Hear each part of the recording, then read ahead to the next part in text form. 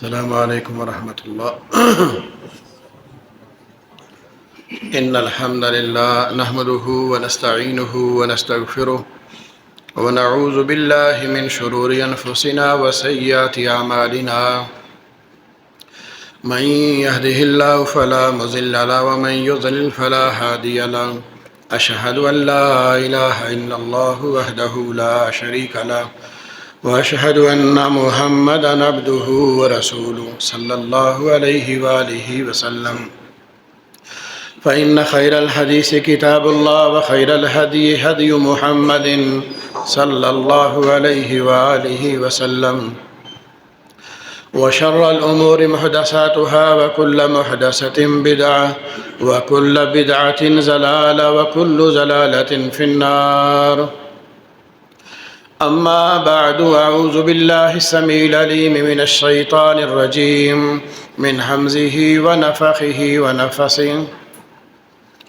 إن الله لا يغفر أن يشرك به ويغفر ما دون ذلك لمن يشاء ومن يشرك بالله فقد افترى إثما عظيما.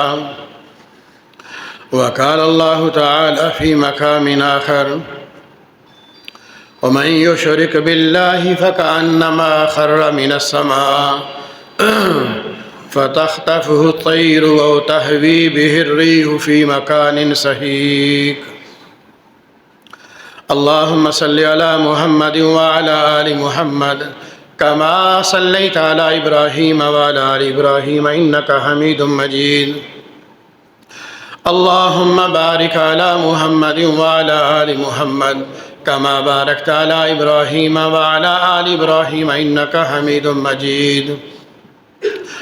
رب اشرح لي صدري ويسر لي أمري واحلل عقدة من لساني يفقهوا قولي. رب زدني علما رب زدني علما. سبحانك لا علم لنا إلا ما علمتنا إنك أنت العليم الحكيم. تمام تعریفیں اللہ وحدہ لا شریک لیے ہیں، بے شمار لا تعداد درود و سلام امام الانبیاء محمد الرسول اللہ صلی اللہ علیہ وآلہ وسلم کے لیے۔ میرے محترم بھائیوں، عزیز ساتھیوں، جمعے کا صحیح حق وہی شخص ادا کرتا ہے جو خطیب کے منبر پر چڑھنے سے پہلے مسجد میں حاضر ہو جاتا ہے۔ اللہ تعالیٰ سب بھائیوں کو توفیق عطا فرمائے۔ میرے محترم بھائیوں، آج کے سبق کا موضوع شرک کیا ہے۔ یہ سب سے نازک، سب سے حساس مسئلہ ہے، اس کو سمجھ لیجئے۔ شریک کسے کہتے ہیں؟ شریک انسان کو بھی بڑا چبھتا ہے، ایک عورت کو بھی بڑا چبھتا ہے، مگر یہ بات یاد رکھ لیجئے، اللہ تعالیٰ اس معاملے میں بڑے حساس ہیں۔ اللہ کے رسول نے فرمایا صلی اللہ علیہ وسلم: لوگو، تم سب سے زیادہ غیرت والا عمر ہے، عمر سے زیادہ غیرت والا میں محمد الرسول اللہ ہوں صلی اللہ علیہ وسلم، اور مجھ سے زیادہ اللہ تعالیٰ غیرت والا ہے۔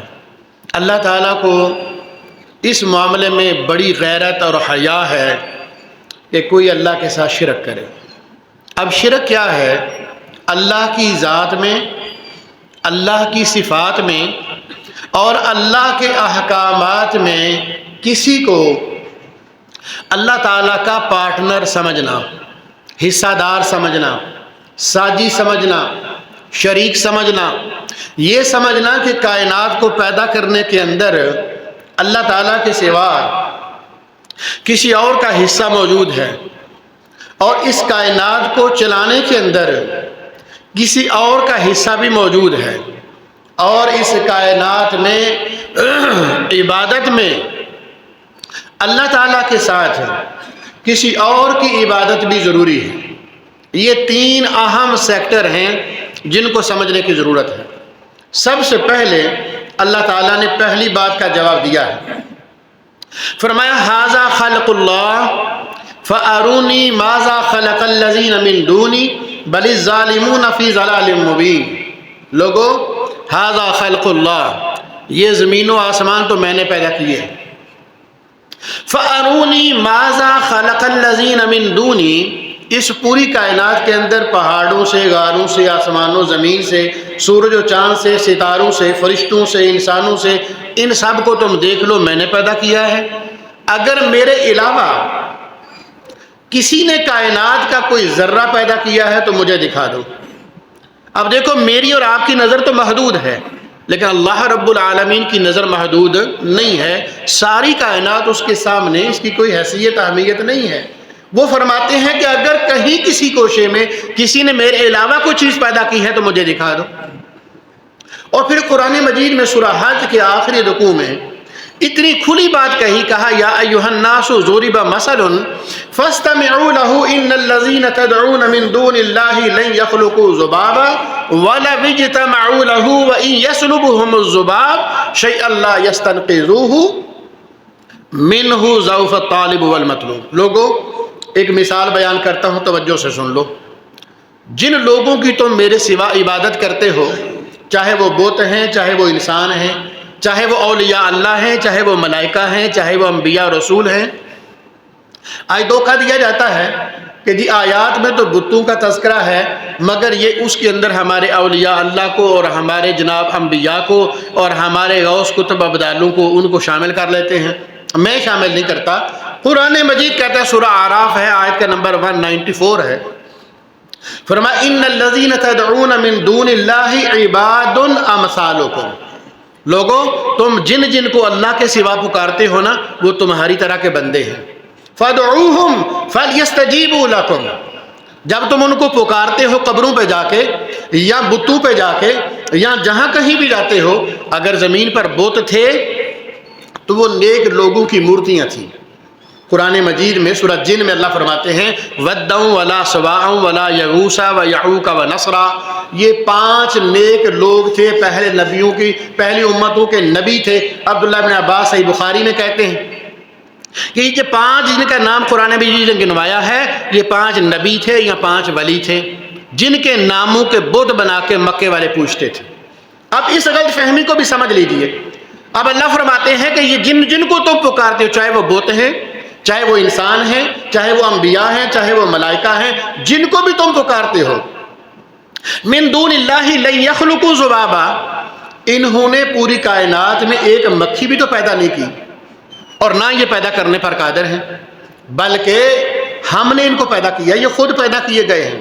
جن کی تم عبادت کرتے ہو اللہ کے مقابلے میں، جن کو تم اللہ کا پارٹنر شریک بنانا چاہتے ہو، ان کو میں نے پیدا کیا ہے. لا یستطیعون نصرکم ولا انفسہم، یہ وہ لوگ ہیں جو تمہاری مدد نہیں کر سکتے بلکہ یہ خود بھی اپنی مدد نہیں کر سکتے. وفات کے وقت جب تختے پر پڑے ہوتے ہیں، یہ محتاج ہیں غسل کے، تجہیز و تکفین کے، استنجے کے، دفن کے، یہ محتاج ہیں، یہ خود بھی اپنی مدد کرنے سے قاصر ہیں. فرمایا پیدا انہوں نے کیا کرنا تھا؟ آؤ اگر اس کے لیے ساری کائنات کے نیک لوگ جمع ہو جائیں، برے جمع ہو جائیں، وَإِن يَسْلُبُهُمُ الذُّبَابُ شَيْئًا لَا يَسْتَنقِذُوهُ، اگر ایک مکھی جو اڑ رہی ہے آپ کے پاس، یہ ان کے کھانے میں سے، ان کی چینی میں سے اگر ایک دانہ اٹھا کے لے جائے تو یہ اس سے وہ واپس نہیں لے سکتے. ضعف الطالب والمطلوب، پکارنے والا اور جس کو پکارا جا رہا ہے دونوں بڑے کمزور ہیں، ضعیف ہیں، ان کی اللہ کے سامنے کوئی حیثیت اور کوئی اہمیت نہیں ہے. پھر اللہ تعالیٰ فرماتے ہیں دوسری بات، پہلی بات یہ سمجھ لیجئے کہ تخلیق میں اللہ کے ساتھ کوئی حصے دار نہیں ہے.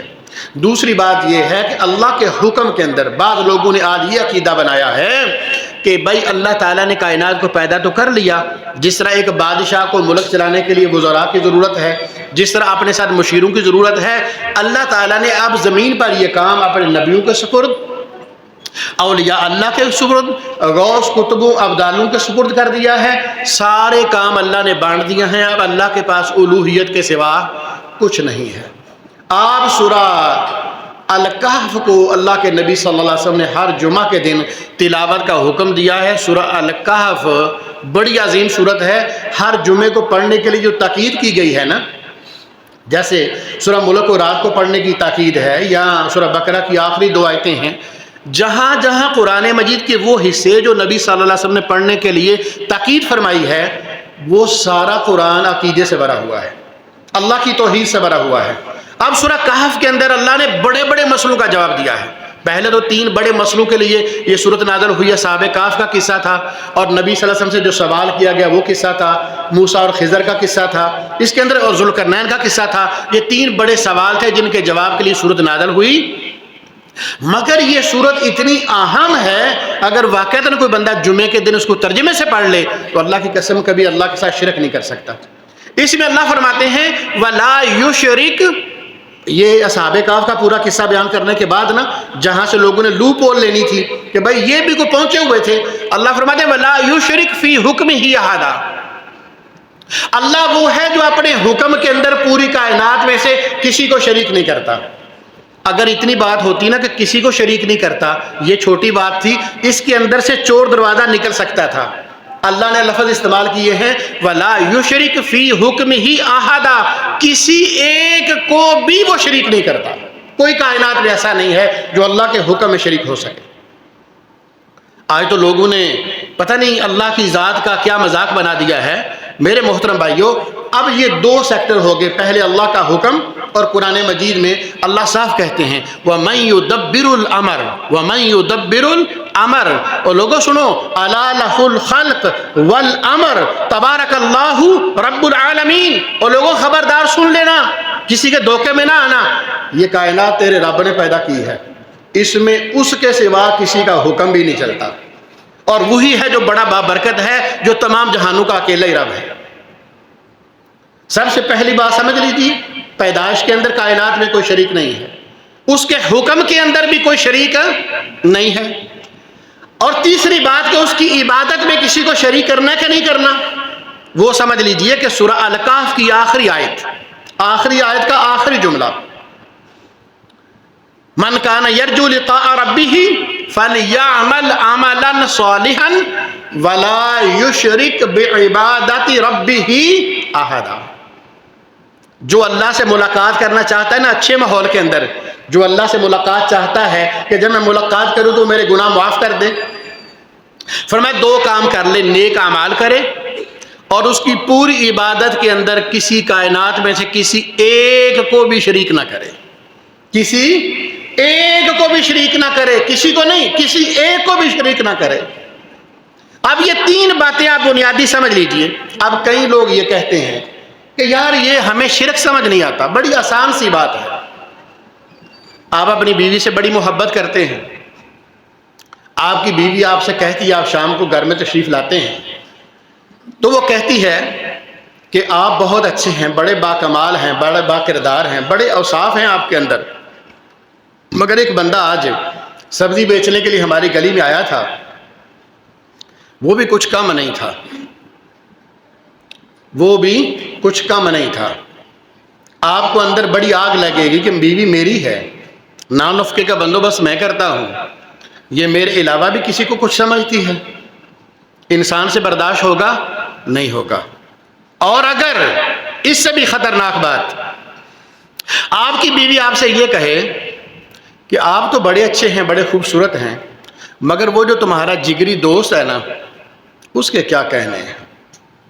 آپ ذرا سوچئے کہ اگر عام بندے کے بارے میں بات کرے کہ بیوی، تو آپ کے غصے کی شدت وہ نہیں ہوگی، لیکن جب وہ آپ کے ہی دوست کے بارے میں بات کرے گی تو آپ کے غصے کی شدت آسمان تک پہنچ جائے گی۔ آپ لوگ ہمیں کیا سمجھاتے ہیں کہ یار وہ بتوں کی بات تھی، یہ نبی ہیں، یہ اس کے اولیاء اللہ ہیں، ہم تو ان کی بات کرتے ہیں، اور تم کہتے ہو کہ یہ شرک ہے۔ اور اللہ کے بندو، ہم نہیں کہتے، اللہ کا قرآن کہتا ہے، سورہ زمر کی آیت نمبر 4 ہے، گھر میں جا کے مطالعہ کیجیے، میں قرآن مجید کے حوالے دیتا ہوں۔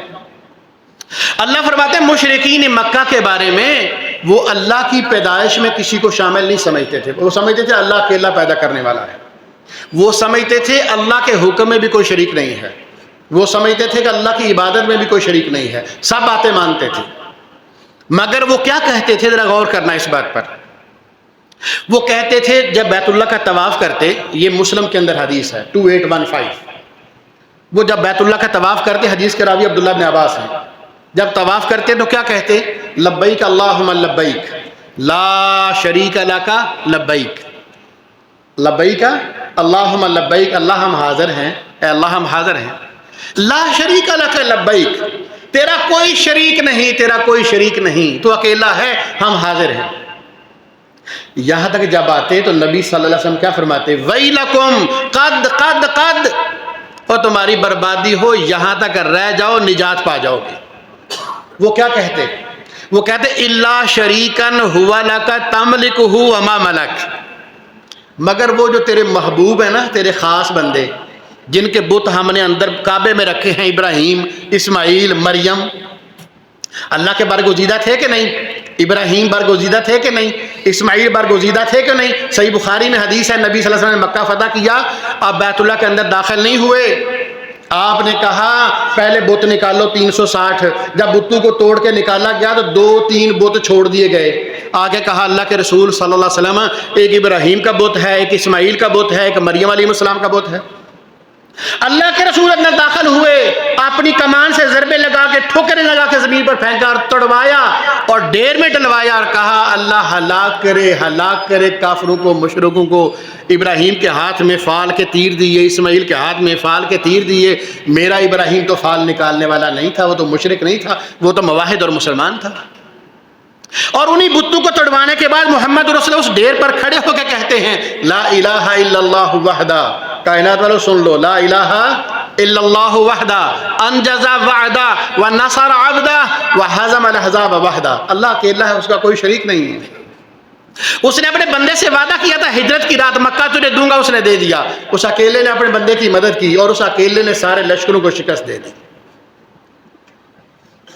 ابراہیم کا بت ہے اور اسماعیل کا بت ہے، یہ اللہ کے محبوب ہیں۔ اب مشرک کا کہتے ہیں الا شریکن ہوا لکا، ہم جانتے ہیں کہ یہ کائنات میں کسی ذرے کے بھی مالک نہیں، تو مالک ہے، ان بزرگوں کا بھی مالک تو ہے، لیکن ہیں تو تیرے پیارے۔ قرآن آ گیا آسمانوں سے، سورہ زمر، ما نعبدہم الا لیقربونا الی اللہ زلفا، ہم ان کی عبادت نہیں کرتے، ہم ان کو سجدہ نہیں کرتے، ہم ان سے دعائیں نہیں مانگتے، ہم ان کے نام کی نظر و نیاز نہیں کرتے، ہم تو ان کے پاس اس لیے جاتے ہیں کہ ہماری ان کے سامنے، ان کی اللہ کے سامنے یہ ہمیں اللہ کے قریب کر دیں گے، ہم صرف ان کا وسیلہ استعمال کرتے ہیں۔ اللہ نے آسمان سے کہا اس لیے تو تم مشرک ہو۔ آج اپنے احوال کو دیکھ لیجئے، آج انسان نے کیا کچھ نہیں کر لیا۔ اللہ کی قسم صحیح البخاری میں حدیث ہے، امام الانبیاء محمد الرسول فرماتے ہیں صلی اللہ علیہ وسلم، قیامت کے دن اللہ تعالیٰ اپنے ایک بندے سے مخاطب ہوگا، اس سے پوچھے گا میرے بندے آج تیرے بارے میں جہنم کا فیصلہ ہوا ہے، اگر تجھے دنیا میں جو کچھ تھا، جتنے خزینے تھے، دفینے تھے، ہیرے تھے، جواہرات تھے، جتنا مال و دولت تھا، اگر تجھے سارا دے دیا جائے تو کیا کرے گا؟ تو وہ کہے گا اللہ میں اسے فدیے کے طور پر دینا چاہوں گا کہ میں کسی صورت میں جہنم سے بچ جاؤں۔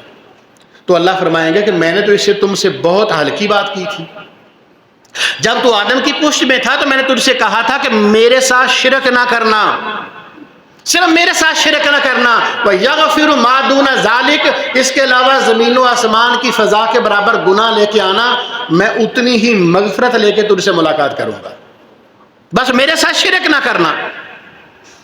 یہ معاملہ کتنا حساس ہے پیارے بھائیوں۔ اللہ تعالیٰ نے سورہ انعام جا کے ضرور پڑھیے گا، آیت نمبر 83 سے لے کے 88 تک، ٹائم بڑا مختصر ہوتا ہے اس لیے شارٹ آپ کو حوالے دیتا ہوں، 83 سے 88 سورہ انعام۔ اللہ تعالیٰ نے نوح علیہ السلام سے لے کے عیسیٰ بن مریم علیہ السلام تک 15 نبیوں کا ذکر کیا، ان کا نام لے کے ان کی شان، مقام، مرتبہ پورا بیان کیا، اور بیان کرنے کے بعد پتہ کیا فرمایا؟ فرمایا وَلَوْ أَشْرَكُوا لَحَبِطَ عَنْهُمْ مَا كَانُوا يَعْمَلُونَ، اگر میرے یہ نبی یا ان میں سے کوئی ایک بھی شرک کر لیتا تو میں ان کے سارے اعمال ضائع کر دیتا، نبوت سے بھی فارغ کر دیتا، ایمان سے بھی فارغ کر دیتا، میں ان کے سارے اعمال برباد کر دیتا۔ انبیاء کی بات کر رہا ہوں، میری آپ کی بات نہیں۔ یہ کہتے ہیں جی امت محمد سے شرک نہیں ہو سکتا، اللہ اپنے نبیوں کی بات کر رہے ہیں سورہ انعام کے اندر۔ اب آئیے ذرا سورہ زمر آیت نمبر 44 پڑھیے گا، کتنا حساس مسئلہ ہے۔ اللہ فرماتے ہیں اے نبی صلی اللہ علیہ وسلم اعلان کر دیجئے قل افغیر اللہ تامرونی اعبد ایھا الجاہلون، ان کو کہہ دو کیا ظالموں تم مجھے کہتے ہو، مجھے حکم دیتے ہو، تم میرے سے یہ سمجھتے ہو تامرونی میں عبادت کروں، اعبد ایھا الجاہلون، جس طرح تم جاہل بتوں کی عبادت کرتے ہو۔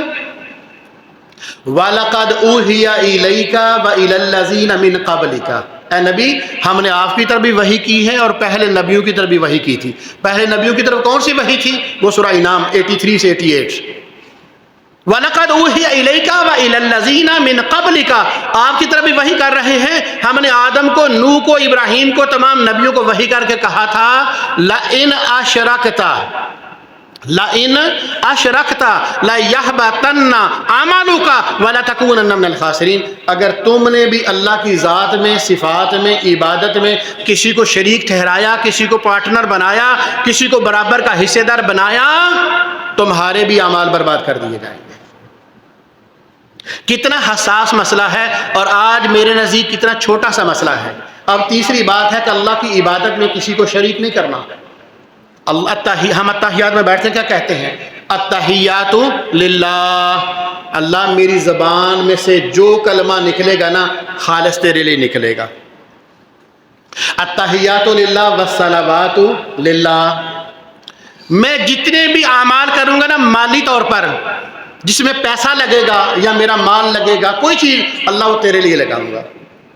والطیبات للہ، اللہ میری تمام قولی، میری فعلی، میری بدنی، جس چیز کا تعلق ادب سے، عاجزی سے، انکساری سے، عبادت سے ہوگا، وہ تیری ذات کے سوا میں کسی کے لیے نہیں کروں گا۔ نماز میں اقرار کرتے ہیں تو پھر یہ نیاز حسین کہاں سے آ جاتی ہے؟ پھر عبد القادر جیلانی کے نام کی دیگ کہاں سے آ جاتی ہے؟ میں پوچھتا ہوں، یہ بتاؤ کہ جب ساری کائنات کو پیدا کرنے والا اللہ تعالیٰ ہے اور ساری کائنات کو چلانے والا اللہ تعالیٰ ہے، اور اللہ فرماتے ہیں وَلَا يَعُودُهُ حِفْظُهُمَا، ساری کائنات کی حفاظت کرنے والا میں ہوں اور یہ حفاظت مجھے کبھی تھکاتی بھی نہیں ہے، تو پھر نئی گاڑی کے ساتھ جو ٹوٹا ہوا جوتا باندھتے ہو وہ کس لیے باندھتے ہو؟ جب بچہ پیدا ہو جائے، گھر کے اندر جو لوہے کی چیزیں اس کے ہتھرانے رکھتے ہو، جو اس کو رحم مادر میں بحفاظت پیدا کر کے نکالنے پر قادر ہے، اب تیرے لوہے کے ہتھیار اس کی حفاظت کریں گے؟ اب یہ بتا، نیا مکان بنا کے جو گھر کے اوپر تو ٹوٹی ہوئی ہنڈیا رکھتا ہے، یہ کس کی عبادت کرتا ہے؟ وہ ہنڈیا کیوں رکھتا ہے؟ آج کالی بلی راستہ کاٹ گئی ہے، آج ایک برا دن ہے، یہ کس نے تمہیں تعلیم دی ہے؟ اس کی سند کیا ہے تیرے پاس؟ اور اللہ کے بندو توجہ کرو اس بات پر، تجھے کس نے کہا کہ بازو پر تعویذ باندھے گا تو وہ تجھے موت سے بچائے گا؟ اللہ کے رسول نے تو فرمایا تھا من علق تمیمۃ فقد اشرک، جس نے داغا باندھا یا تعویذ لٹکایا یا تعویذ باندھا اس نے شرک کیا۔ اللہ کے نبی صلی اللہ علیہ وسلم نے تو چھوٹی چھوٹی باتوں پر پکڑ کی ہے۔ عمر رضی اللہ تعالیٰ عنہ حجر اسود کے پاس آتے ہیں، کہتے ہیں حجر اسود مجھے پتا ہے تو ایک پتھر ہے، اللہ کی قسم نہ تو نفع کا مالک ہے نہ تو نقصان کا مالک ہے، میری آنکھوں نے دیکھا تجھے محمد الرسول اللہ نے بوسہ دیا صلی اللہ علیہ وسلم، میں تجھے بوسہ دے رہا ہوں، اگر میرے نبی محمد الرسول اللہ تجھے بوسہ نہ دیا ہوتا، اللہ کی قسم میں تجھے کبھی بوسہ نہ دیتا۔ آج تو یہ جو پتھر اپنے ہاتھوں پہ پہن کے چلتا پھرتا ہے کہ یہ بیماری سے بچاتے ہیں، یہ رزق لے کے آتے ہیں، یہ دلیل تو نے کہاں سے لی ہے؟ اور شرک و سینگ ہوتے ہیں۔ آج تو کبھی جناب رجب کے کنڈے بھرتا ہے، کبھی پیر عبد القادر جیلانی کے نام کی دیگیں لیتا ہے۔ اب مجھے بتا، دیگ دینا، اللہ کے راستے میں چاول دینا اور اس کے لیے چاول دینا، کیا یہ شرک نہیں ہے؟ نیاز اللہ، نیاز حسین، یہ کیا ہے؟ التحیات للہ والصلوات والطیبات۔ غور نہیں کرتے تم لوگ؟ اور اللہ کے بندو، قرآن مجید میں اللہ تعالیٰ نے 10 سپارے، آپ یقین کیجئے اللہ تعالیٰ پر اس انسان نے جتنی باتیں زبان سے نکالی تھی نا، اللہ کی ذات کے بارے میں، اس کی صفات کے بارے میں یا عبادت کے بارے میں، اللہ نے قرآن مجید میں ایک ایک لفظ پر تبصرہ کر کے نا اس کی کھال اتار کے کھینچ کے نکال دی ہے۔ 10 سپارے قرآن مجید میں صرف اللہ تعالیٰ کا تعارف کرواتے ہیں، اور ایک سورت ہے قرآن مجید میں جو 10 پاروں کے برابر ہے، قل هو اللہ احد اللہ الصمد قل هو اللہ احد، وہ اکیلا ہے، کوئی اس کا بیٹا نہیں ہے۔ یہودیوں نے جھوٹ بولا، عیسائیوں نے بکواس کیا، اور جس نے بھی یہ کہا نور من نور اللہ، اس نے دھوکہ دیا اسلام کو۔ اس کی ذات میں کوئی شریک نہیں ہے۔ اللہ الصمد، وہ اتنا بڑا ہے کہ اس کے بارے میں انسانی عقل اور سوچ بھی نہیں سکتی، شعور بھی نہیں رکھتی۔ تیری 7 زمینیں، تیرے 7 آسمان، 7 آسمانوں کے آگے 750 سال کے فاصلے میں پھر عرش، 7 زمینوں کے سامنے، 7 آسمانوں کے سامنے وہ جو عرش، یہ 7 زمینوں آسمان اس کے سامنے ایک چاندی کے ٹکڑے کے برابر۔ پھر اس کے اوپر وسع کرسیہ السماوات والارض، اس کی کرسی اتنی بڑی ہے کہ اس کے سامنے 7 زمینوں 7 آسمان ایسے ہیں جیسے پلیٹ میں چاندی کا ایک سکہ پڑا ہے۔ اللہ الصمد، کون پہچان سکتا ہے؟ انسانی شعور وہاں تک نہیں پہنچ سکتا۔ تم کہتے ہو فلاں اس کا بیٹا ہے، فرشتے اس کی بیٹیاں ہیں، عزیر اللہ کا بیٹا ہے، مسیح ابن مریم اللہ کا بیٹا ہے، اور محمد صلی اللہ علیہ وسلم نور من نور اللہ ہے۔ وہ کہتا ہے سب بکواس ہے، لم یلد ولم یولد، نہ اس کو کسی نے جنا ہے نہ اس نے کسی کو جنا ہے۔ جو یہ کہتا ہے یہ اتنا کبھی جملہ ہے، اتنا غلیظ جملہ ہے کہ تکاد السماوات یتفطرن منہ وتنشق الارض وتخر الجبال حدا ان دعوا للرحمن ولدا۔ بدبختو، تم رحمان کی اولاد ثابت کرنے بیٹھے، تمہاری اوقات کیا ہے کہ تم رحمان کی اولاد بن جاؤ؟ یہ جملہ اتنا قوی ہے، آسمان ٹوٹ جائے، آسمان شک ہو جائے، اور زمین ٹوٹ کے پھٹ کے ریزہ ریزہ ہو جائے، اور پہاڑ ہوا میں اڑ جائیں، یہ اتنی قوی بات ہے جو انسان زبان سے نکالتا ہے، اور مولوی نے لا علمی میں تیرے زبان میں ڈال دیا کہ تو نور من نور اللہ، محمد صلی اللہ علیہ وسلم اللہ کے نور سے نور جدا ہوا ہے۔ اللہ کہتا ہے لم یلد ولم یولد وَلَمْ يَكُنْ لَهُ كُفُوًا أَحَدٌ۔ تو کہتا ہے اللہ کی الوہیت کے پاس سوا کچھ نہیں ہے، وہ تھک گیا ہے، اس نے جناب غوثوں کی، کتبوں کی، ابدالوں کی ذمہ داریاں، ڈیوٹیاں لگائی ہیں۔ اللہ کی قسم وَلَمْ يَكُنْ لَهُ كُفُوًا أَحَدٌ، کوئی اس کی برابری کرنے والا نہیں ہے، کوئی اسے تھکانے والا نہیں ہے، کوئی اسے ہرانے والا نہیں ہے، کوئی اس کا مقابلے میں آنے والا نہیں ہے، چاہے اس کا دوست ہو، چاہے اس کا محبوب ہو، چاہے اس کا دشمن ہو۔ سورہ بنی اسرائیل ہے، 15واں پارہ ہے، وَقُلِ الْحَمْدُ لِلَّهِ الَّذِي لَمْ يَتَّخِذْ وَلَدًا۔ اے محمد صلی اللہ علیہ وسلم اعلان کر کے کہہ دے تمام تعریفیں ایک اللہ کے لیے ہیں۔ کسے کہلوایا جا رہا ہے؟ ساری کائنات کے عظیم انسان سے، جو جبریل سے بھی عظیم ہے، میکائیل سے بھی عظیم ہے، تمام نبیوں سے، ملائکہ سے، نبیوں سے، ولیوں سے عظیم ہے۔ اللہ اس کے منہ سے یہ جملہ کہلواتا ہے، وَقُلِ الْحَمْدُ لِلَّهِ، اے نبی محمد صلی اللہ علیہ وسلم تو کہہ تمام تعریفیں اکیلے اللہ کے لیے ہیں۔ لم یتخذ ولدا، کوئی اس کی اولاد نہیں ہے، ولم یکن لہ شریک فی الملک، اور اس کی بادشاہت میں کوئی اس کا شریک نہیں ہے، ولم یکن لہ ولی من الذل، کمزوری کی وجہ سے اختیارات بانٹنے کے لیے، مشاورت کے لیے، تخلیق میں حصے داری کے لیے، تدبیر میں حصے داری کے لیے کوئی غوث، کوئی کتب، کوئی ابدال، کوئی نبی، کوئی ولی، کوئی فرشتہ، وَلَمْ يَكُنْ لَهُ وَلِيٌّ مِّنَ الذُّلِّ، اس کی کمزوری کے لیے اس کا کوئی دوست نہیں ہے۔ وَلَمْ يَكُنْ لَهُ وَلِيٌّ مِّنَ الذُّلِّ وَكَبِّرْهُ تَكْبِيرًا۔ اے محمد صلی اللہ علیہ وسلم ساری کائنات کے 360 جھوٹے خداؤں کو توڑ، ان کے سر پہ چڑھ جا اور چڑھ کے کہہ لا الہ الا اللہ وحدہ، لا الہ الا اللہ وحدہ، آل یعوق بھی میرے پیروں میں، نصر بھی میرے پیروں میں، بیت اللہ کے 300 جھوٹے خدا میرے پیروں میں، تمہارا حبل میرے پیروں میں، تمہارا منات میرے پیروں میں، ابراہیم کا بت میرے پیروں میں، مریم کا بت میرے پیروں میں۔ اس کے بارے میں عیسائیوں نے کہا تھا یہ خدا ہے، لقد کفر الذین قالوا ان اللہ ثالث ثلاثہ، فرمایا جنہوں نے کہا 3 خدا ہیں، یہ تینوں میں سے ایک خدا ہے، یہ کافر ہیں۔ جنہوں نے کہا 5 تن 5 خدا ہیں، یا خدا ان میں سے ہے یا یہ خدا میں سے ہیں، فرمایا یہ کافر ہیں۔ اے محمد صلی اللہ علیہ وسلم اس ڈیر پہ کھڑا ہو جا اور کھڑے ہو کے لوگوں کو بتا دے لا الہ، کوئی تعویذ، کوئی داغا، کوئی 11ویں، کوئی 12ویں، کوئی کل، کوئی 7واں، کوئی 10واں، کوئی تیجا، یہ نہ رب کا حکم، نہ محمد کا حکم صلی اللہ علیہ وسلم، یہاں اللہ کی کتاب میں، نہ مصطفیٰ کے فرمان میں۔ یاد رکھنا یہ پوری کائنات ہے، محمد الرسول اللہ بدر سے آ رہا ہے اور سارا مدینہ استقبال کر رہا ہے، نعرے کہہ رہا ہے اللہ اکبر کبیرہ والحمدللہ کثیرہ۔ سارا مدینہ خوش ہے، بدر میں اللہ نے کامیابی سے ہمکنار کیا، عظیم ترین فتح سے نوازا۔ میرا نبی مدینے میں داخل ہوا، شہر کے قریب پہنچا، مسجد نبی کے دروازے کے باہر ہے، پوچھا اینا عثمان، میرا عثمان دکھائی نہیں دے رہا۔ کہا وہ آپ کی بیٹی کی تدفین میں مصروف ہے جنت البقیع کے اندر۔ اللہ کی قسم میرے نبی نے سارا مجمع چھوڑا، بھاگتا ہوا میرے نبی جنت البقیع میں پہنچا۔ آج تو کہتا ہے نا کہ میرے بابا جی جو ہیں اگر کوئی ان کا مریض توبہ کے بغیر فوت ہو جائے تو بابا جی دوبارہ زندہ کر لیتے ہیں اور پھر توبہ کرواتے ہیں۔